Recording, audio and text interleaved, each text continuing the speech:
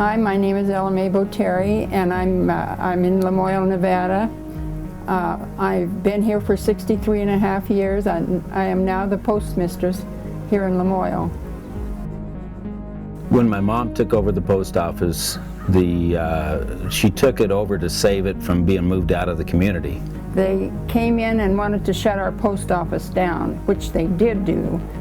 We were contacted that they were going to close the Lamoille post office, and without notice, they just went in and shut the doors. But how did we get here from there? The nature of the mail that we're delivering is changing because of electronic communication. The U.S. Postal Service, with its tradition of embracing technology to speed mail service, now finds its viability threatened by technology. The old Chicago, Maine, once the world's largest post office, goes on the auction block. $1,200,000 now, $300,000, million now, $3 and $1,300,000. Out of service. Well, most of the building is. This is the old Chicago post office. Construction began in the late 1920s. It was opened in 1932. 14 stories high, 2,500,000 square feet. The biggest post office in the world. And at that time, it handled more mail than any post office in the world.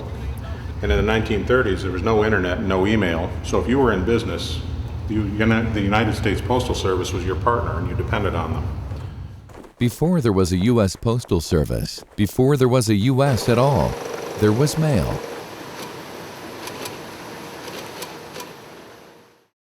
One of the things that happened is a sort of symbiotic relationship between the development of communication means and transport means and the expansion of the mail service in this country. There actually may be no better way of looking at the development of life in America in the 20th century than looking at old catalogs from Ward's or Sears. Sears Kit Homes. Have you ever heard of them? They were true kits sold right out of the pages of the Sears Roebuck catalog and were shipped in about 12,000 pieces of house. Families would look through the catalog, decide what kind of house they wanted, and then send in their $1 good faith deposit to Sears. The Sears catalog was sent to thousands of families throughout the country, and each of these families could order almost anything out of this catalog, from things as small as thread and buttons and needles to something as big as a house. And if you ordered a house, that house would be delivered to you by the federal government, by the United States Post Office.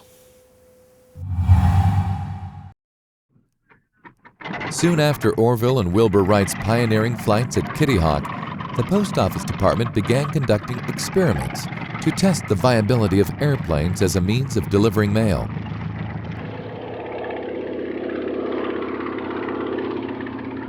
In 9 years, the Post Office carried 300 million letters over 16 million miles at a cost of 34 of its pilots killed, and thereby built the infrastructure that established American commercial aviation.